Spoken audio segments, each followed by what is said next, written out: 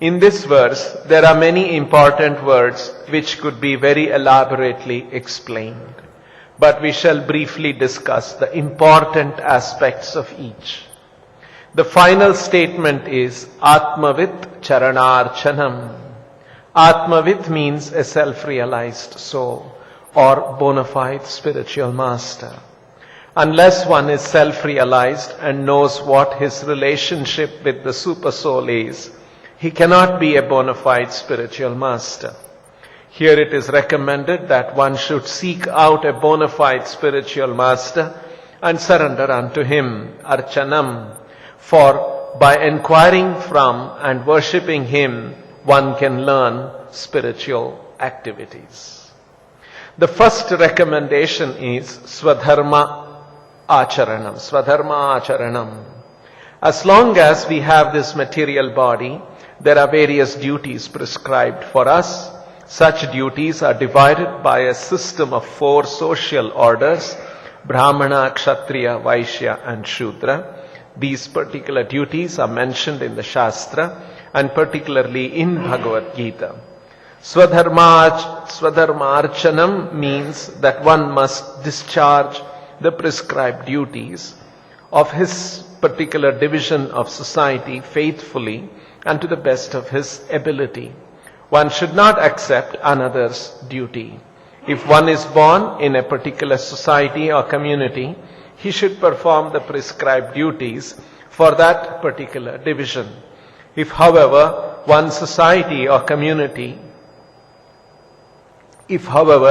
is fortunate enough to transcend the designation of birth in a particular society or community by being elevated to the standard of spiritual identity, then his swadharma or duty is solely that of serving the Supreme Personality of Godhead. The actual duty of one who is advanced in Krishna consciousness is to serve the Lord.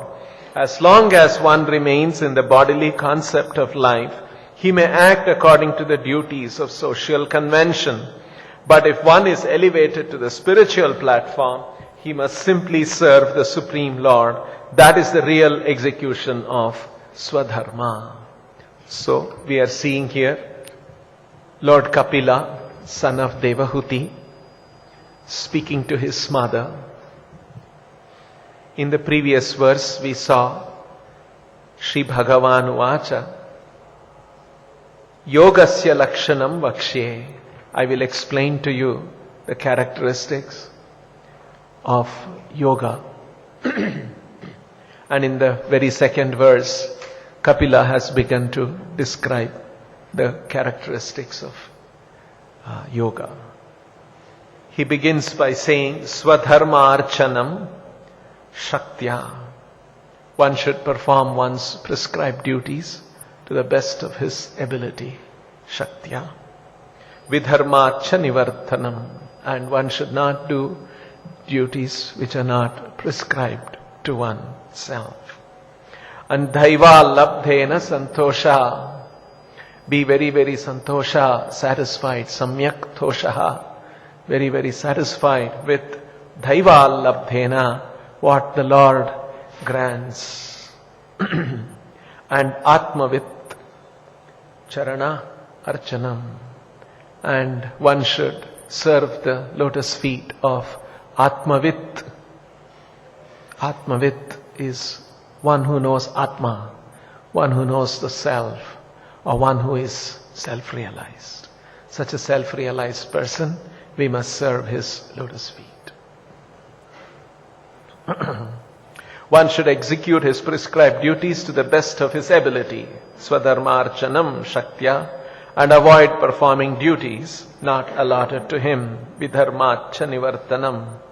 One should be satisfied with as much gain as he achieves by the grace of the Lord, Daiva Labdhena Santosha, and one should worship the lotus feet of his spiritual master, Atmavit Charana Archanam.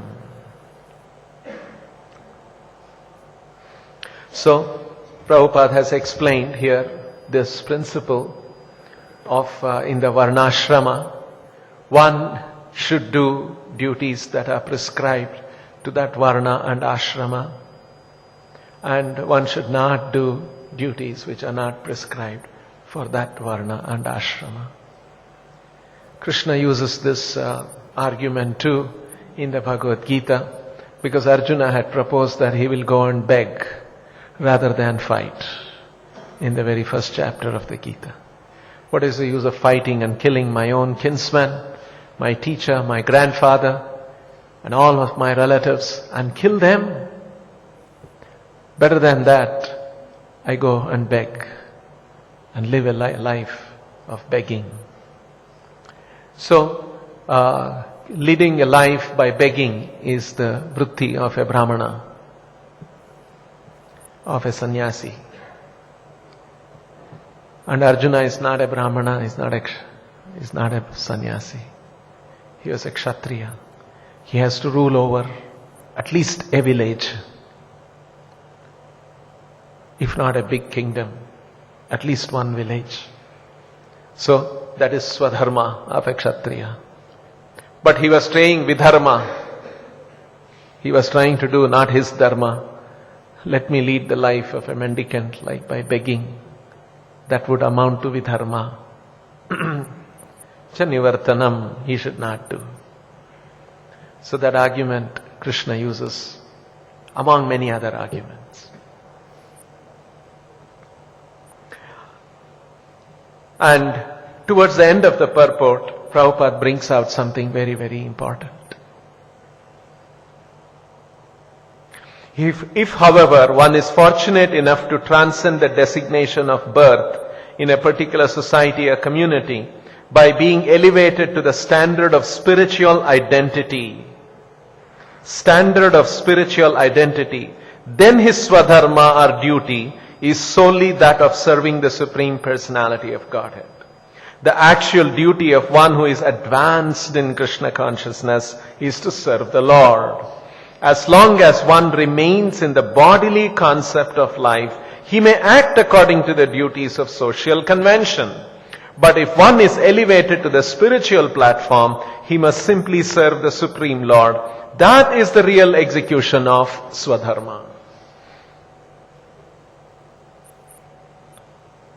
So this is a very significant point that Srila Prabhupada has brought out. That one may be in a certain community, a certain varna and a certain ashrama, and one has to do their duty according to that varna and ashrama. Now Srila Prabhupada is saying there is something known as being elevated to a spiritual identity.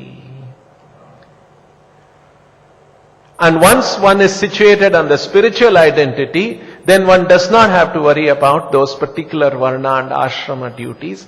In that situation, there is only one duty, which is to serve the Lord. Actually, Krishna uses this as the ultimate argument in the Bhagavad Gita to solve the dilemma that Arjuna is in. This is a paradigm shifting argument. It completely changes the way one looks at one's situation. And what is that? Here Prabhupada has used these words. As long as one remains in the bodily concept of life. One perception is the bodily concept of life. I am a body, I have this body. And I have this mind and intelligence, and my identity is defined in terms of that. Then you get one perspective of life. But a much higher perspective and a true perspective is, I am not the body, I am not the mind, I am not the intelligence. I possess these things, I am a spirit soul.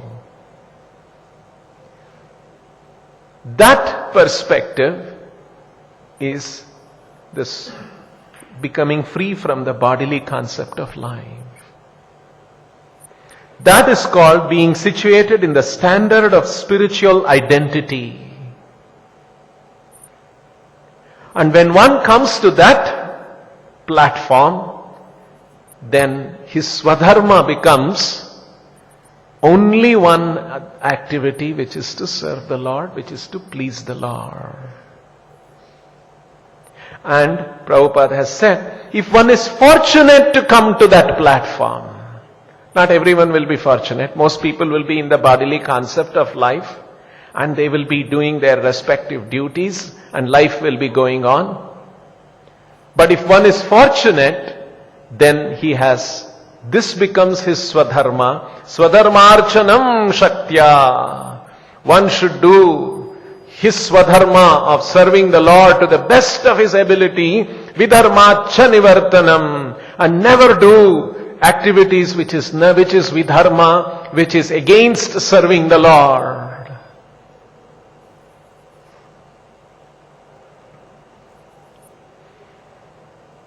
Actually, this instruction of coming to the spiritual platform, once one comes to the spiritual platform, it becomes, Krishna brought Arjuna to that spiritual platform of understanding, and once Arjuna was elevated to that platform, Arjuna knew what he has to do. His doubts were gone, his duties became clearly defined, and now he said, I know what is to be done. That is why in the beginning of the second chapter begins this way. Sanjaya uvacha tam tatha krupaya vishtam ashru purna kulekshanam vishidantam idam vakyam uvacha madhusudhana. 3 particular symptoms are described here of Arjuna. 1, krupaya vishtam. Avishtam means overpowered by krupaya. He is overpowered by compassion. My kinsman, my teacher, I have to kill them. No. So his heart is filled with krupaya vishtam. And it is not just at a superficial level. He is feeling this compassion. Ashrupurna kulekshanam. His ikshanam, ashrupurna akula. His eyes are very disturbed, distressed, akula, with ashrupurna, filled with tears. So compassion, tears in his eyes, and vishidantam. Vishada is lamenting. He's deeply lamenting. Oh, I'm going to kill them all. So, very soft-hearted, very gentle, very nice person Arjuna is. Right? You should see how Prabhupada begins the purport. The very first sentence is completely devastating. Material compassion, lamentation and tears are all signs of ignorance of the real self.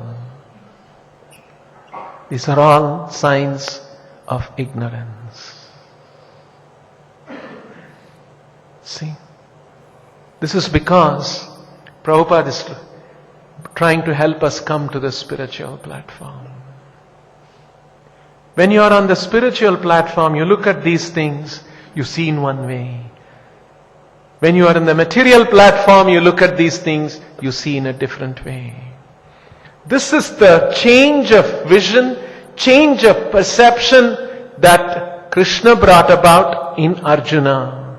Because otherwise, if you see from the perspective of compassion, lamentation, all the arguments that Arjuna gave, very strong religious arguments, there will be sin in the society if we engage in this war. My enemies have become overpowered with greed for kingdom. Should we also become overpowered with greed in response to that? Better. Let them have their kingdom. Very nice, very sound arguments. Like a gentleman. See? Now what is the argument that can change Arjuna's position? Krishna uses the ultimate argument, explaining the ultimate reality of things, and that is to elevate Arjuna to the spiritual conception of life, rather than be in the bodily conception of life. So, once we come to the spiritual conception of life, it solved Arjuna's problem. And this is Srila Prabhupada's central instruction, that all the problems in the world can be solved by raising people to the spiritual platform. When he met the police officer in Chicago and he said that the crime is increasing and all of those things, Prabhupada said the solution is to elevate the society to the spiritual platform. When people said that the wars are happening and all of these things, there is so many global problems, Prabhupada's solution was to elevate people to the spiritual platform. So, elevating to the spiritual platform was the conviction that Srila Prabhupada showed to solve all the problems of life. And that is the perspective and that is the conviction we must all have. All our problems that we are experiencing is simply because of remaining in the bodily conception of life. If we can elevate ourselves to the spiritual conception, we will be free from all problems. That is the conviction. Now, in the material world, people come up with a lot of solutions. Do this, you adjust this. No, look at things in a different way. Look at this way. Be positive. Have a dream. All these kind of ideas, all of them are simply on the bodily conception of life. But that is why Prabhupada uses another expression. We don't try to solve the material problems. We get out of the material problems. You see, material problems can never be solved. We get out of the material problems. And the famous example that Prabhupada gave was that a man, he's having in his sleep, he's having a dream, and in the dream there is a tiger chasing him. You know, sometimes we get some bad dreams, full of fear. And here is a man, he's looking back and there is a tiger ferociously attacking him. And he's running. You can imagine someone is chased by a tiger, sweating, full of fear. Now how can we help this person? Somehow, if we can find one place he finds a house and locks himself up. All those different kinds of solutions are there. But one simple solution is wake him up. When he wakes up, there's no tiger. This is the solution of rising to the spiritual platform. If we are in the material platform, problems will be there. We'll be haunted by these problems. We'll be struggling and suffering. But if we learn the art and science and the practice of rising to the spiritual platform, then we will know how to deal with all of these material problems. And that will not be bothering us. This is the solution. Now, we talked about rising to the spiritual platform. There is a way to rise to the spiritual platform, and there is a way to remain on the spiritual platform. And if we are not careful, we can slip back to the material platform. Or we can be steady in the spiritual platform and make progress on the spiritual platform. All of this is possible. And now, for us to rise to the spiritual platform, to become aware that there is a spiritual platform and we must rise to the spiritual platform. That happens when we come in touch with a pure devotee of Krishna. It is the pure devotee of Krishna who will introduce us to this alternate platform. Otherwise, if we don't meet a pure devotee spiritual master, that's why Prabhupada has used this word. If, however, one is fortunate enough to transcend, one has to be fortunate to meet a pure devotee spiritual master. One has to be fortunate to meet a pure devotee representative of Krishna. If one is fortunate. Otherwise we'll be meeting so many teachers and they'll be guiding us in this way, that way, all on the material platform, adjusting things.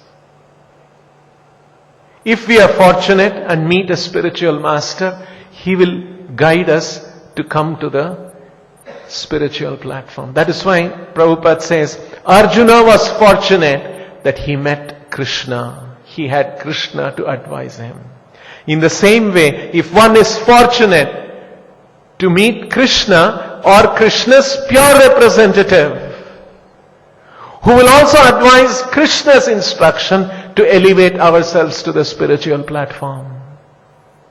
It's a completely new paradigm, new understanding of how to solve the problems. And that rising to the spiritual platform happens. We get introduced to that by this pure devotee spiritual master.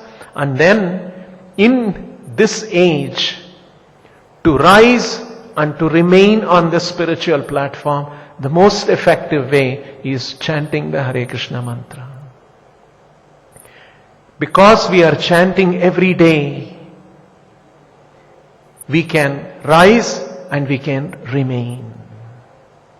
What is holding us in the bodily conception of life and preventing us to rise to the spiritual platform is the modes of material nature. And the three modes of material nature, in different ways, they bind us. Even Sattva Guna binds us. This is what Krishna says in the Bhagavad Sattvam Bhadnati. Even Sattva Guna binds us. And all these other books that are there, self-help books and all of those kind of things, do this, do. Actually what they are doing is, they are trying to help us shift from one mode to another mode. One way of looking at one sattvic mode to rajasic mode to tamasic mode to rajasic mode. They are trying to basically dabble with the three modes of material nature. And that's just an ineffective and temporary solution. Not necessarily things will work out that way. But the process, that spiritual method, is to rise to the spiritual platform. And how do we rise to the spiritual platform? Giving up the platform of the three modes, giving up the bodily conception of life, rising to the spiritual platform. How do we do that? And that is Mamchayo Avyabhicharena Bhakti Yogena Sevate Sagunan Samatityaitan Brahma Bhuyaya Kalpate. Brahma Bhuyaya Kalpate means coming to the Brahman platform, which is coming to the spiritual platform. And how does that happen? Sagunan Samatityaitan, transcending the three modes of material nature. And how that is affected? Bhakti Yogena Sevate. By doing Bhakti Yoga, chanting, associating with devotees, worshipping the Lord. But a wonderful word that Krishna uses, which tells us we can transcend and remain. Avyabhicharena Bhakti Yogena. Avyabhicharena means constantly, without failing, without deviating. The moment we deviate, we slip into the material conception of life. That is why we should be careful about sinful activities. Because sinful activities, immediately we slip into a material consciousness, a mundane consciousness. With a great deal of struggle we rise up. And then we have to remain there For remaining there, we have to be doing avyabhicharena, bhakti yogena sevate. Unfailing, unbroken, undeviating, constantly at that. Then we can remain in that spiritual platform. If we make a mistake, we'll slip into the material modes. Once again, we'll come under the modes of nature and the bodily conception of life. And again, we have to struggle to come to the spiritual platform. So, bhakti yogena sevate, sagunan samatityaitan brahma bhuyaya kalpate. So, this is the technique to rise out of the material platform and remain on the spiritual platform. But the trigger is coming from meeting a pure devotee spiritual master. Now, in fact, all Vedic processes have small elements of this rising to the spiritual platform in it. All the Vedic processes have that. Doing tapasya, doing certain vratha, all of them have demigod worship, doing some sacrifices. All of them have a small amount of a glimmer of spiritual elevation. But devotional service to Krishna is completely Krishna consciousness. The process that Prabhupada has given is something that will accelerate that and keep us on that spiritual platform completely. That is why Krishna compares this between Udapana and Samplutodaka. Udapana means a well. And Samplutodaka means a flood, a reservoir which is flooding. A well will have small amount of water. But if there is a huge reservoir flooded with water, how much water we will have? So that is the difference. Now, the Vedic processes, they are slowly, step by step, over several lifetimes, bring us to the spiritual platform. It's a multi-life program. Over many lifetimes, little by little by little, slowly one can rise up. But in Kali Yuga, it's very risky. We need a much more faster, effective, one life process. And that is Krishna consciousness. Meeting a pure devotee, receive the holy name from him, chant the holy names, avoid sinful activities, maintain good association, and then we can remain on the spiritual platform. So this is an alternate method. Within one lifetime, very quickly rising to that spiritual position. And from that spiritual position, you act. So when Krishna instructed Arjuna on all of these things, about his position as a spirit soul, Krishna's position as the supreme spirit soul, Krishna's position as the cause of everything, everything is coming from me, everything is arranged by me, everything is meant for my pleasure. When Krishna presented these ideas, and then Arjuna understood that, and how it is the modes of material nature which is pulling us down to remain in this material conception. And all Vedic processes are gradually helping us. But give up all those gradual process and surrender to me completely. I will take care. When Arjuna heard all those instructions, then Arjuna said, yes, I will do this. In other words, Krishna was trying to quickly bring him to the spiritual platform. That is why Bhagavad Gita is very valuable among all the Vedic literatures. All other Vedic literatures are gradually trying to help us come out of the material modes. Bhagavad Gita is giving an overall perspective and a quick process how to come to the spiritual platform. Because that's the ultimate thing.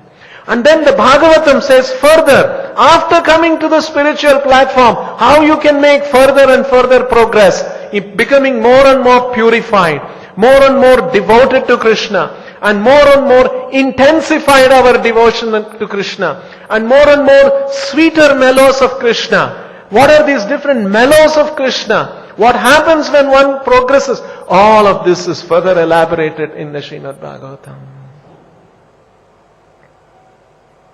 You see.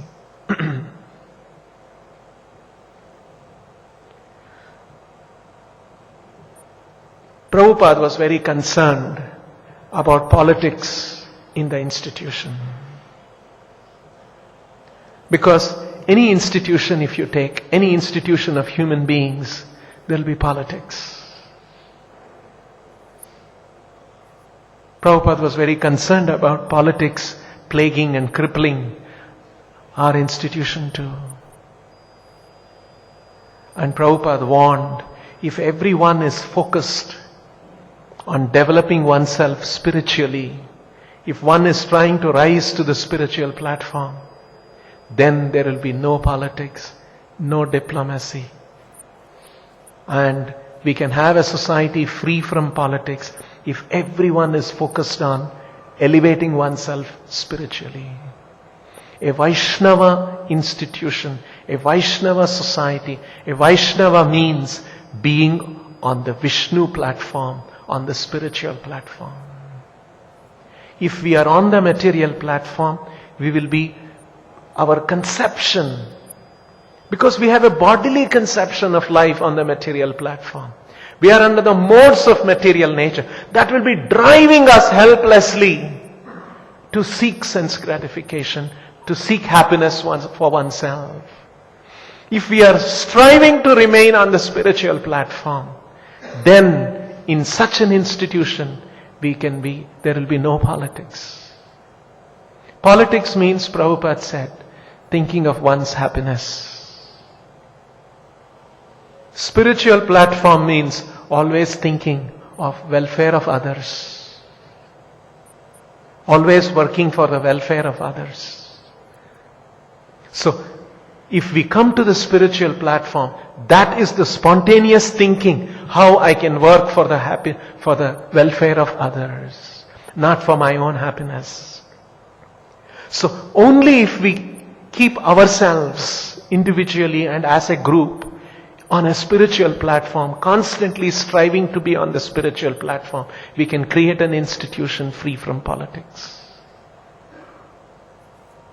Prabhupada wanted us to set up to create and maintain such a society. Another important factor is, actually, scholarship is not a prerequisite to come to the spiritual platform. One can be a scholar and still remain in the material platform. And one needn't be a scholar, one who has heard from his spiritual master these spiritual secrets and practiced it and risen himself to the spiritual platform. Gaur Kishore Das Babaji Maharaj is such an example. He was illiterate. But if he speaks, he will speak the highest conclusion of the Bhagavatam. He was always on the spiritual platform. So, scholarship is not a requirement. One should not think that by scholarship we will come to the spiritual platform. Someone may be a great scholar, might not have come to the spiritual platform.